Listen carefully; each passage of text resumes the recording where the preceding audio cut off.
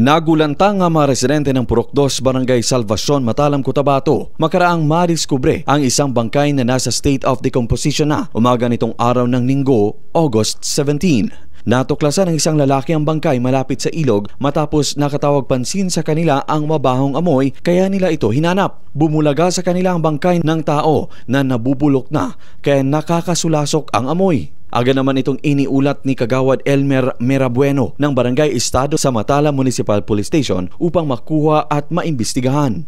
Mariin namang pinabulaanan ni Matalam Municipal Police Station Deputy Chief of Police, Police Lieutenant Dennis Fuentes ang ulat na walang ulo ang bangkay ng matuklasan, patay sa mga report ng ibang media at netizen sa social media. Sa katunayan ay nakilala nilang bangkay batay sa pagsisiyasat na isang Rudy Ruzon na sa hustong kulang single, isang laborer at residente ng Purok 6, Barangay Camarahan, President Roxas, Cotabato. Patuloy pang sinusuri ng PNP ang sanhi ng kanyang kamatayan dahil wala naman daw sugat ito sa katawan na masasabing biktima ng summary execution. Ayon sa ilan na posibleng nasawi ang lalaki sa lugar matapos maligaw o kaya ay inanod sa ilog. Walang damit pang taas ang naturang lalaki. Nakatakda naman itong isa ilalim sa postmortem examination upang matukoy ang sanhi ng kanyang kamatayan. Luigi Alan Totor, NDBC, Bida Balita.